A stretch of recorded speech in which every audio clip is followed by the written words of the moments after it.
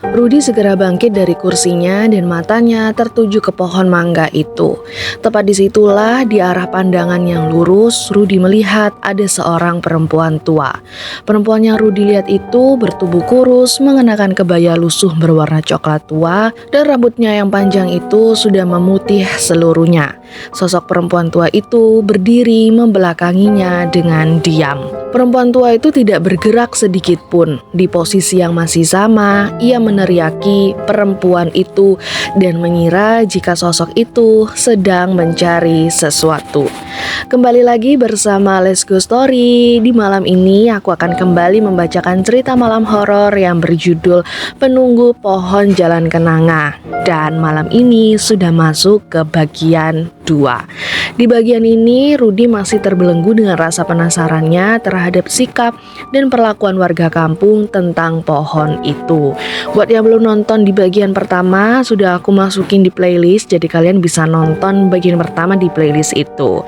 Sudah terpecahkan atau belum? Mending tonton videonya sampai akhir biar tahu jawabannya. Hari itu adalah menjadi malam pertama bagi Rudi ketika berada di rumahnya sendiri. Terdengar cukup aneh, tapi setelah merasakan maghrib yang aneh, untungnya Rudi berhasil melewati tanpa terjadi apapun yang sekiranya nggak masuk akal. Setelah beberapa jam ia membersihkan kamar yang sudah lama banget gak dipakai, ia bisa istirahat lebih cepat dari biasanya. Rasa lelah setelah melakukan perjalanan jauh membuatnya tidak sempat memikirkan lagi soal ucapan Pak Rais tentang pohon mangga yang ada di seberang rumahnya. Meskipun begitu, Rudi merasa di keheningan malam itulah yang terasa cukup janggal.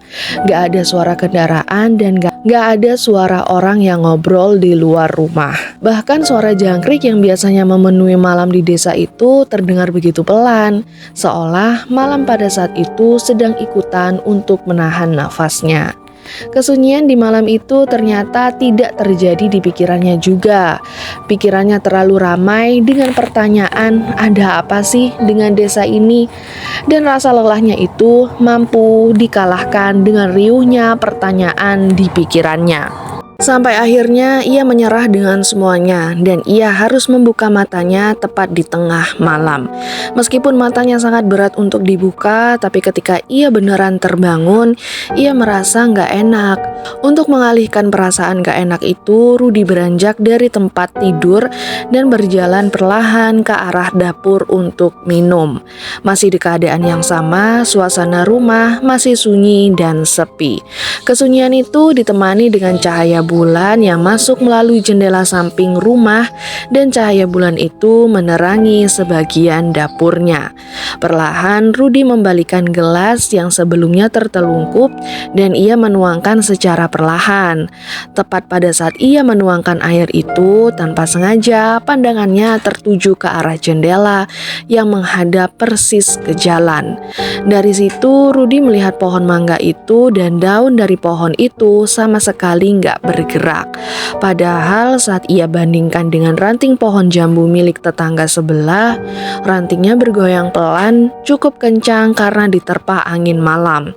Cukup lama ia mencerna hal itu sambil meneguk segelas air yang sudah dipegang dengan tangan kanannya. Ia meneguk air putih itu dengan pandangan yang masih tetap ke arah pohon mangga yang daunnya tidak bergerak sedikit pun. Apa itu perasaanku aja ya?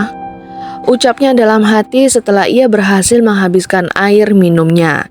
Ia tidak ingin menambah pikiran di tengah malam yang seharusnya lebih baik dibuat tidur. Ia meletakkan kembali gelas itu dan berjalan perlahan kembali ke kamarnya. Ia menutup pintu kamar dengan pelan, naik ke atas tempat tidur dan kembali menarik selimutnya. Di keesokan harinya, Rudi menyambut pagi yang cerah itu dengan suasana kampung yang kembali hidup seperti biasa. Selayaknya kehidupan di perkampungan, ibu-ibu yang menyapu halaman, anak-anak berangkat sekolah dengan sepedanya, dan pedagang sayur yang berteriak untuk menawarkan dagangannya. Kegiatan yang normal itu tidak sedikit pun membuat kesan bahwa kampung itu sedang menyimpan sesuatu yang aneh. Semua berjalan normal dan selayaknya terjadi. Karena memang suasana terlihat normal, setelah sarapan, Rudi memutuskan untuk berjalan kaki mengelilingi kampung. Sudah terlalu lama ia tidak bertemu dengan orang-orang yang dulu dikenalnya. Jalan-jalan pagi Rudi juga mendapatkan sambutan yang sangat ramah. Sebagian dari mereka mengajak ngobrol tentang diri Rudi yang warga kampung belum tahu. Namun di tengah pertanyaan yang lagi-lagi terasa normal, Rudi mendapatkan satu pertanyaan yang hampir sering muncul. Sebagian dari mereka bertanya apakah Rudi tinggal sendirian di rumah itu. Dengan anggukan yakin Rudi menjawab, ia tinggal sendirian dan kenapa memangnya? Lagi-lagi ia harus menumbuhkan tanda tanya besar di kepalanya. Jawaban anggukan yang sangat yakin dari Rudi itu malah menjadikan mereka yang bertanya saling beradu tatap dengan tetangga lainnya. Mereka hanya bertanya begitu lalu menjawabnya dengan senyuman yang menggantung. Sikap dan pertanyaan yang hampir sama itu membuat Rudi terus penasaran. Ada apa dengan ini semua? Meskipun rasa penasaran itu kembali tumbuh lebih besar, Rudi tidak berani bertanya. Entah kenapa rasa penasaran itu cukup disimpan di pikiran dan perasaannya. Jalan pagi yang seharusnya menyenangkan malah harus diselimuti dengan sebuah rasa penasaran. Sesaat ia singkirkan rasa penasaran itu, ia tetap melanjutkan jalan pagi dan berkeliling kampung. Rudi juga sempat bertemu teman-teman kecilnya yang sebagian sudah berkeluarga dan sebagian masih seperti dengan dirinya. Sekiranya cukup untuk berkunjung dengan tetangga sekitar, Rudi memutuskan untuk pulang dan menikmati hari di rumah sambil kembali membersihkan rumah yang masih belum sempat ia lakukan kemarin. Waktu yang berjalan cukup cepat itu sampai membuat Rudi tidak merasa siang yang dipakai untuk bebenah rumah harus masuk ke sore hari. Saat itu ia juga mulai merasa perutnya harus diisi dengan makanan lagi. Rudi memutuskan untuk mendatangi warung Bu Sari yang berada di sekitar 200 meter dari rumahnya. Dari kejauhan Rudi melihat warung Bu Sari masih terlihat sama seperti dulu. Dengan tatanan rak kayu yang berisi mie instan, toples kerupuk yang selalu terisi penuh, dan kulkas kecil yang berisi minuman berbagai varian rasa, masih terdengar suara dengungannya. Tatanan yang cukup rapi itu juga disertai dengan beberapa bapak-bapak yang duduk di bangku panjang sambil bermain kartu domino. Saat Rudi tiba di warung Bu Sari, beberapa dari bapak-bapak itu menyapa Rudi dengan senyuman yang ramah. Beliau juga sempat bertanya kapan Rudi datang dan Rudi pun menjawab apa adanya. Sambil menunaikan tujuannya ke warung itu, Rudi ngobrol dengan bapak-bapak sambil membeli kopi, mie instan, dan beberapa kebutuhan rumah. Bu Sari yang sudah sigap di dalam warungnya langsung melayani Rudi dengan cepat. Beliau memasukkan barang yang Rudi beli sambil menghitung jumlahnya. Di tengah itu ada seorang bapak tua yang sedang menyeruput kopinya memandangi Rudi cukup lama sejak ia tiba di warung itu. Tanpa basa-basi, bapak itu langsung melontarkan pertanyaan, "Rudi ini anaknya Pak Hadi ya?" Pertanyaan itu tidak terdengar aneh karena itu adanya. Rudi tidak memberi waktu yang lama, ia segera menjawab iya dengan yakin. "Ayah kamu tuh dulu orang baik." Mendengar pernyataan itu membuat Rudi sedikit bangga menjadi anaknya Pak Hadi. Bapaknya dikenang dengan kebaikannya. Tapi pertanyaan itu tidak berhenti sampai di situ. Bapak tua itu kembali mengatakan, "Pak Hadi juga menjadi satu-satunya orang yang berani lewat di bawah pohon mangga setiap malam." Kalimat itu membuat keadaan warung mendadak menjadi hening. Bu Sari yang sedang mengambil uang kembalian pun langsung menghentikan tangannya. Bapak-bapak lain juga berhenti bermain dan saling beradu tatap. Melihat hal itu pun, Rudi lagi-lagi harus melihat kebingungan dengan orang-orang kampung itu.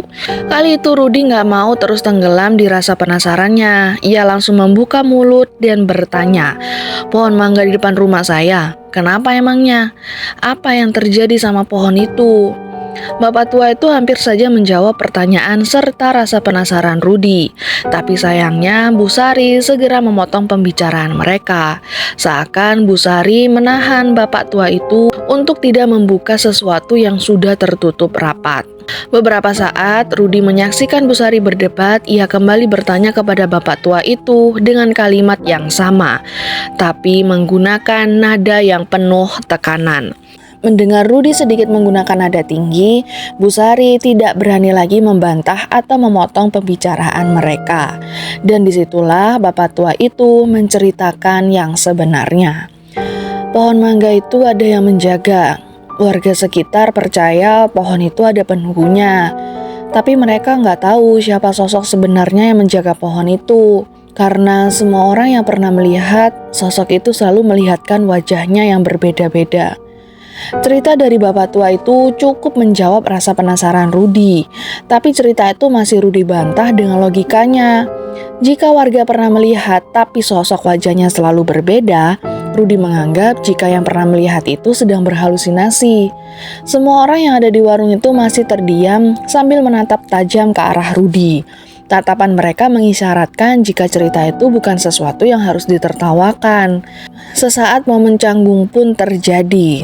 Rudi terdiam sesaat lalu mengambil bungkusan dan kembalian yang ada di tangan Bu Sari, lalu meninggalkan warung itu begitu saja. Ia berjalan dengan langkah yang cukup cepat dan tak lama kemudian, persis ketika ia masuk ke dalam rumah, azan Asyar telah berkumandang.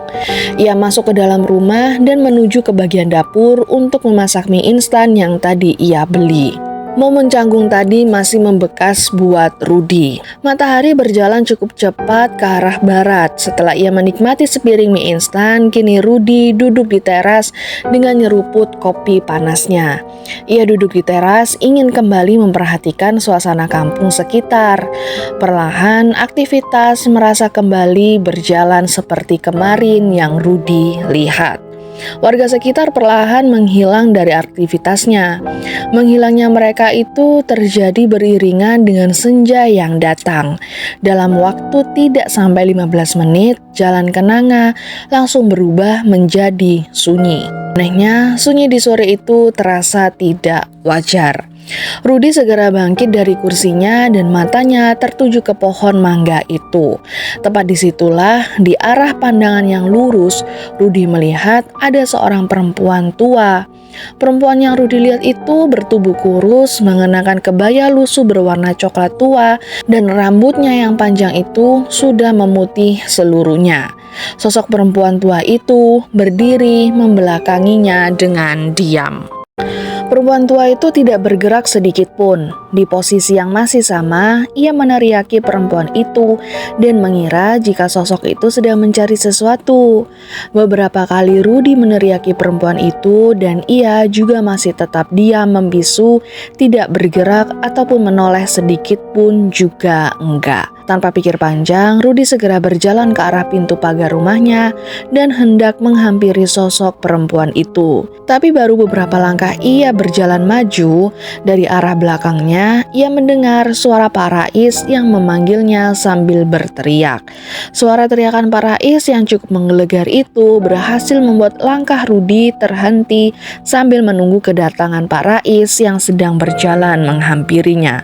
"Rudi, kamu mau kemana?" Pak Rais bertanya dengan nada tinggi setelah beliau berhasil berdiri di hadapan Rudi. Dengan tegas Rudi menjawab jika ia melihat ada nenek-nenek yang berdiri di bawah pohon. Pak Rais melihat ke arah pohon yang Rudi maksud dengan wajah yang langsung berubah menjadi pucat. "Mana? Gak ada siapa-siapa di sana," jawab Pak Rais kemudian dengan nada yang tidak kalah menekan. Rudi yang terus menunjuk ke arah pohon dan saat pandangannya kembali ke arah pohon itu, di sana ia tidak melihat siapapun. Perempuan tua yang jelas-jelas ia lihat tadi mendadak menghilang. Jalanan kampung itu kembali kosong, hanya ada bayangan pohon yang memanjang diterpa oleh cahaya matahari senja. Rudi tidak diberi kesempatan untuk terlalu lama berdiri di sana. Dengan segera Pak Rais menarik lengan Rudi untuk kembali masuk ke halaman rumahnya.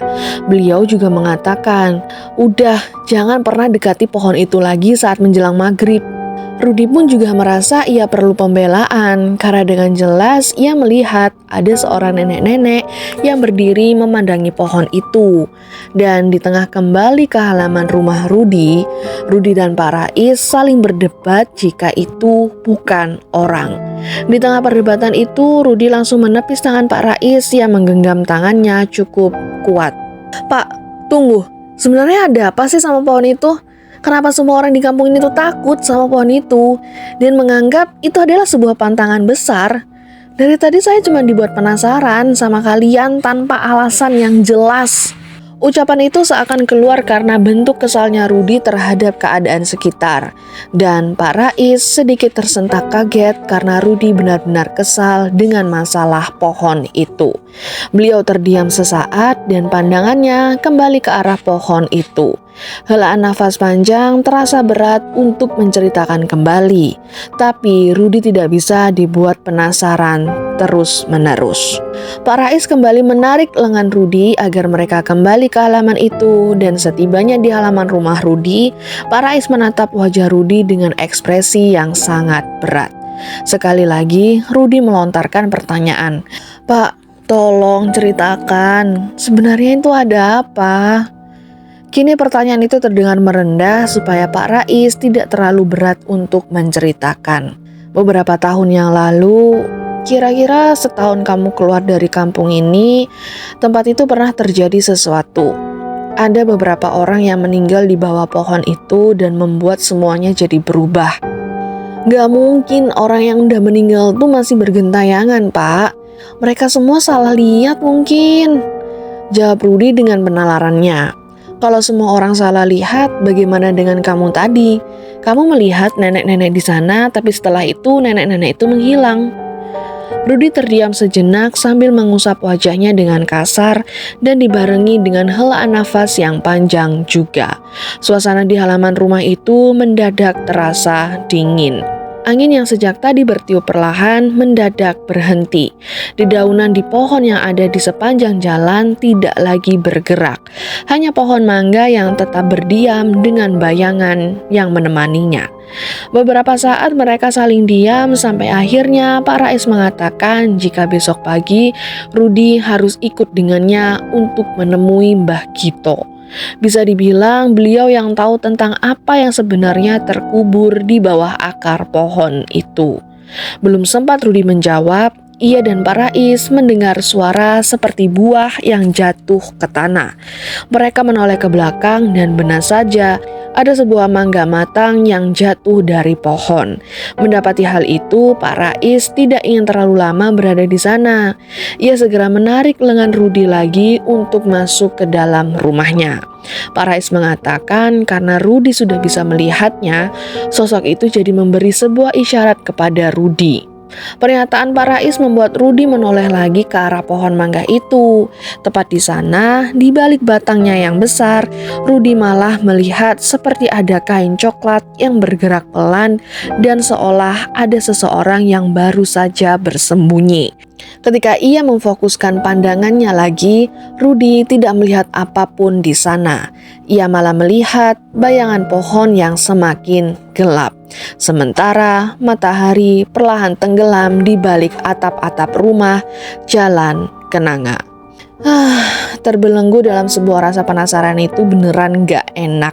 Apalagi warga sekitar hanya menunjukkan ekspresi takut dan larangan untuk tidak mendekat ke arah pohon itu tanpa alasan yang jelas. Menurut kalian gimana sama cerita kali ini? Coba komen di bawah. Sekian cerita penunggu pohon jalan kenanga bagian 2 ini. Bantu buat like, komen, dan subscribe.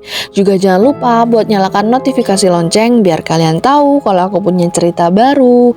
Sampai ketemu di cerita bagian berikutnya. Bye-bye.